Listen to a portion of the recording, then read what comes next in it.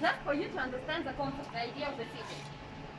So imagine, since the 5th century, when Tbilisi became a capital, the city was almost completely destroyed, like 37 times. By Mongols, by Persians, by Arabs, by Ottomans, by different Caucasian tribes. And the last time the city was almost completely destroyed during the last Persian invasion in 1795. So actually here in Zhou town there are not so many buildings that are older than the end of the 18th century or the beginning of the 19th century, because the city was totally destroyed.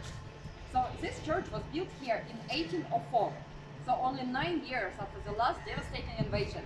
So actually it's not only one of the oldest churches in the city, it's also one of the oldest buildings in the city. But yeah, it's very hard to guess like how old is that? Why? Because you know, during the Soviet times, many churches were destroyed, rebuilt. They used them for different practical purposes.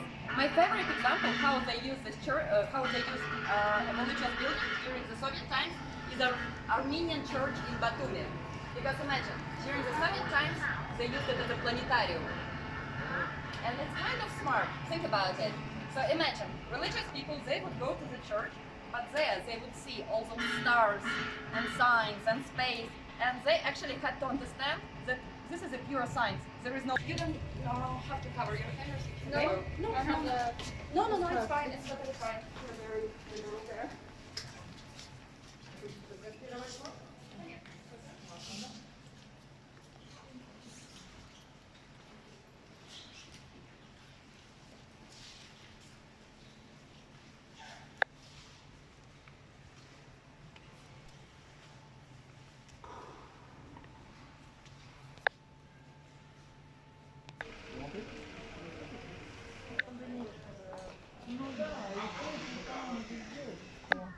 But today it's abandoned.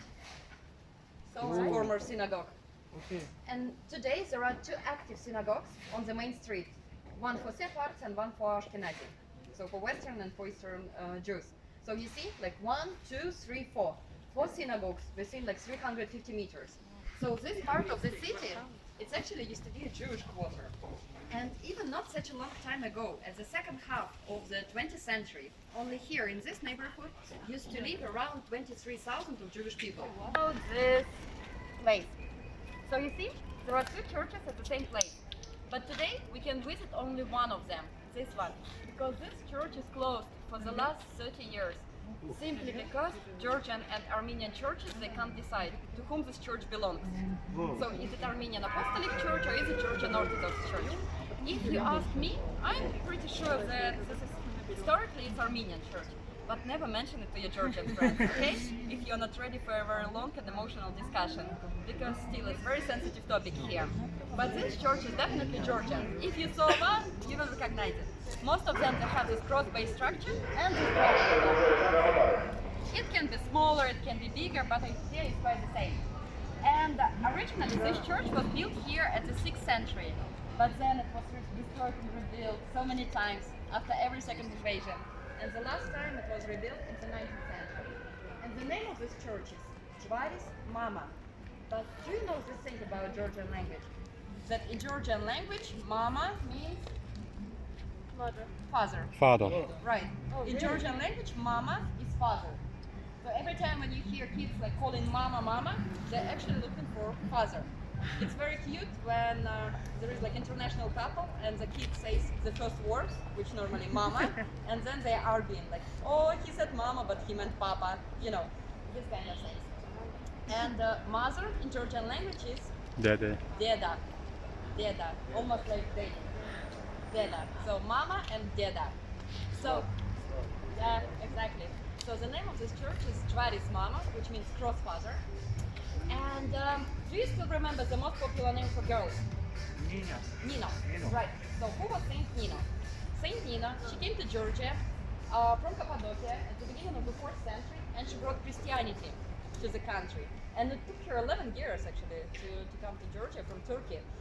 And looks like she was in a hurry, and she forgot one very important thing. She forgot her cross. You can't really baptize the country without a cross, right? It's quite essential. But she was a smart girl, she was a traveler, so she just took 2 grapevine sticks and tied them together with her hairs. So the cross of Saint Nina, it's not a straight cross. It's a bit like curved and bended, like grapevine stick. And so, for example, in this church, we will find two pictures of Saint Nina. You easily will recognize her. So what do you need to find? You need to find this big clumsy handmade cross, and you always will recognize the saint. So now we can go inside, but you know, because this is an Orthodox church, ladies, we will have to cover our hairs. If you don't have scarves, I have plenty of them in my bag.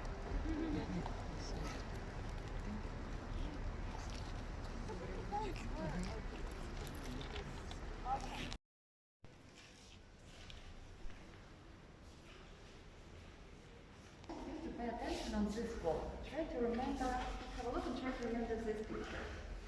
Can you see? There is George and George. It's on fire. Yes, there is some invasion, yeah, that's going on. And then there is a bridge, and there is an icon on the bridge. So try to remember this picture, because today, very soon, we will see this bridge. And then I will tell you the history of it and what is the story behind. And also in this church, it's very interesting. You know that there is not only one Georgian alphabet, there are three Georgian alphabets. Oh, what's three? Different streets. All of them are unique and all of them are in UNESCO list. So one is modern one that we use every day. But this script is what we talk about. This script only in some Georgian churches, like here and there. So this script, Georgians dated like 1,000 years ago.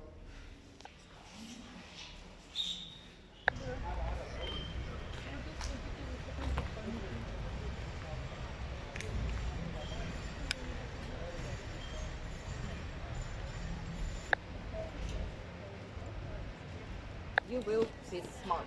It brings intelligence. If you touch the horn, you will be wealthy. If you sit here, you will become more attractive to the opposite sex. But you need to choose one. Oh. And we all have our priorities, so you need to decide. What do you decide?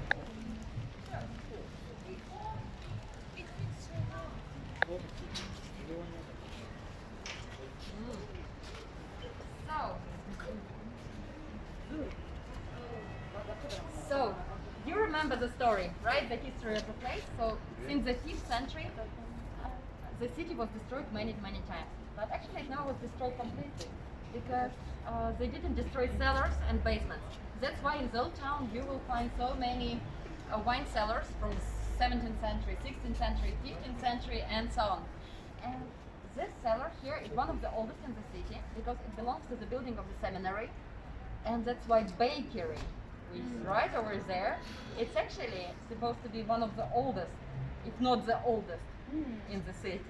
So let's have a look. So the name of this church is Sioni Cathedral. And really, for the last 14th century, it was probably the most important church in the country because here, for a while, there was a residence of the head of Georgian Orthodox Church, Georgian Patriarch. And only very recently, in 2004, he moved from this church to that one. You see this huge golden dome over there on the opposite side of the river. Zolotoy Kupol. So you see, so this is the Holy Trinity Cathedral. This is the biggest church in the country. But this church is brand new. It was built here only in 2004 after the collapse of the Soviet Union as a symbol of Georgian national revival. And then the Catholicos Ilya II moved from this church to that one.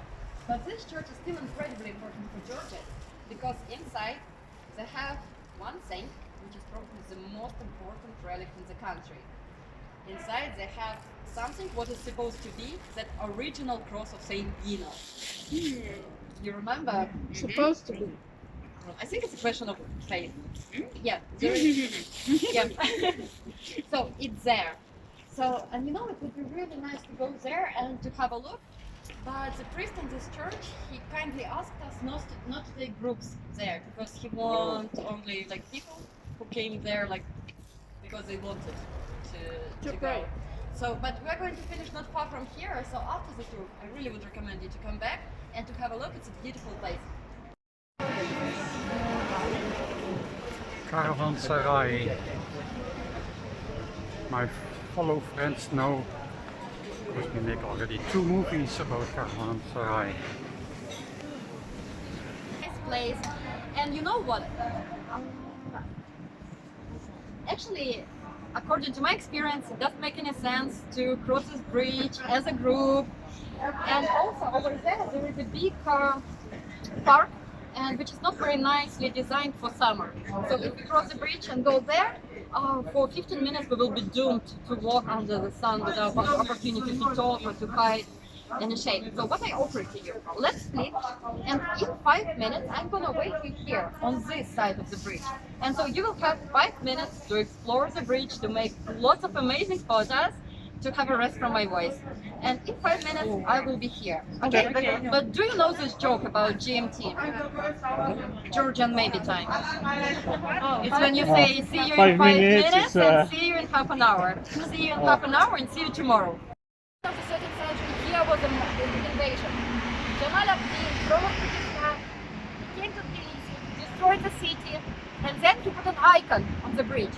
And he forced the whole population of the city to cross the bridge, to make a step on the icon.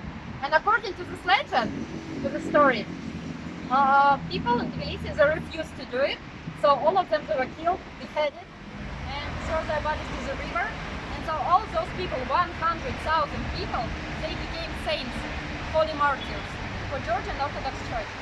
It's a very sad story, but you know, yeah, maybe it's rather a legend, because back to those days, the population of the city was around 15,000 people. So he literally couldn't kill 100,000 people. So let's say that this is about all victims of all invasions in history. But the true fact that before the 19th century, this bridge was the only bridge in the city, the only way how you could cross the river. And it always was wooden. Why wooden? Because in case of invasion, you quickly can hear it. Sorry? You can hear it. You can burn it. Exactly. No. You can burn the bridge to stop the invasion, or at least to make it more difficult. But the city was destroyed more than 30 times, so it didn't really work that well. And now we're going to explore a little bit this small district over there.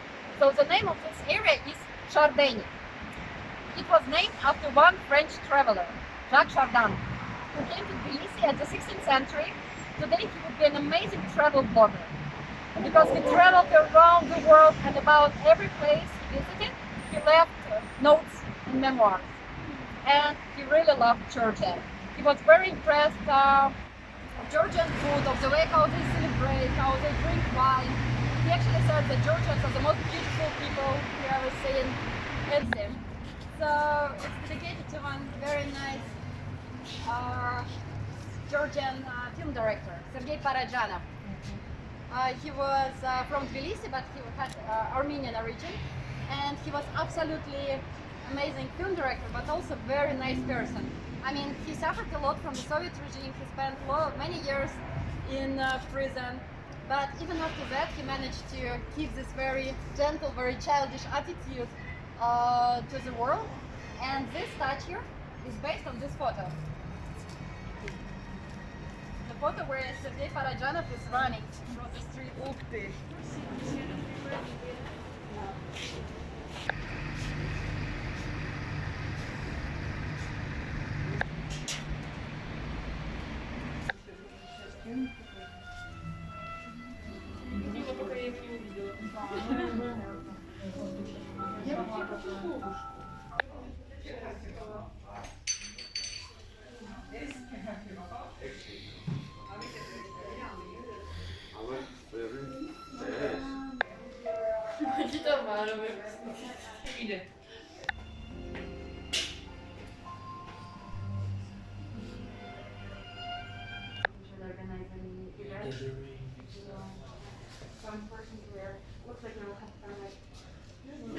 Maybe it's worth mentioning the story of this man. So, this is Vakhtang Gargasali. You know, before the capital of Georgia was in Mtsketa. Mtsketa is a tiny town very close to Tbilisi, actually a very nice place for one-day trip. But if you go there, you see that Mtsketa, the place, is absolutely flat.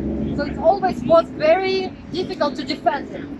And also Vakhtang Gargasali, he wanted to be more independent from the church, so he decided to move the capital from the religious place here, trading place.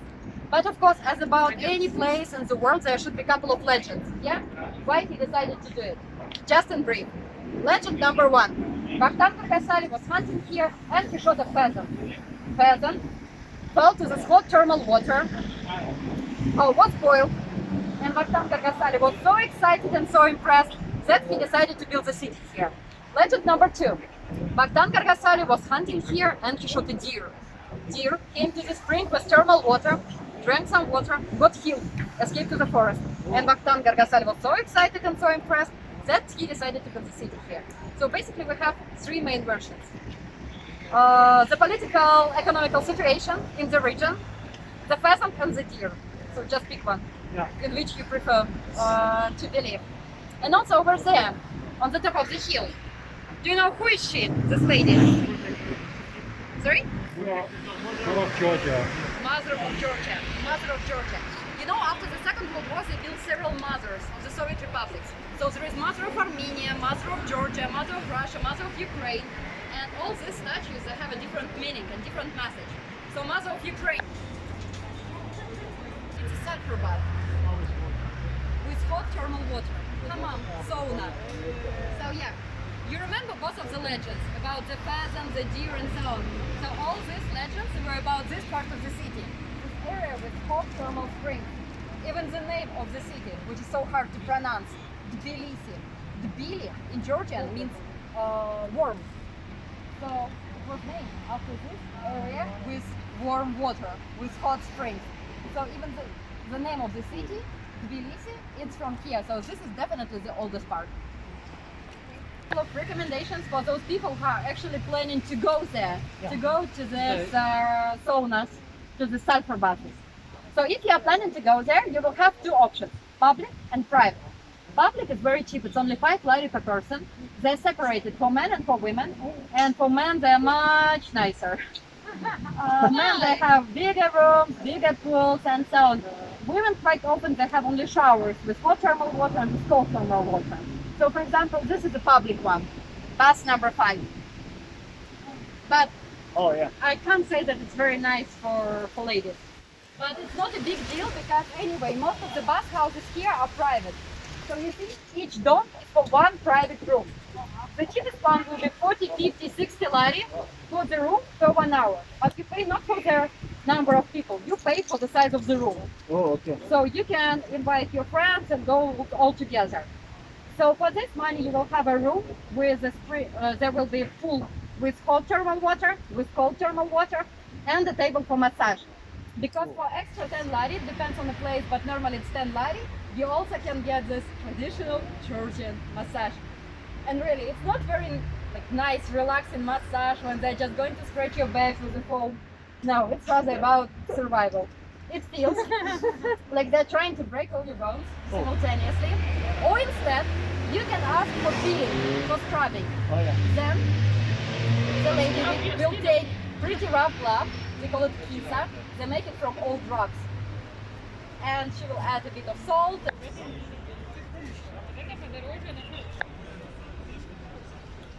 What is that?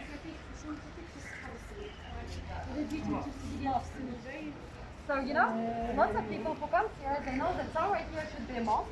And everybody thinks that this is a mosque, and then on the balcony they see a big Georgian guy in his bathrobe drinking wine and smoking.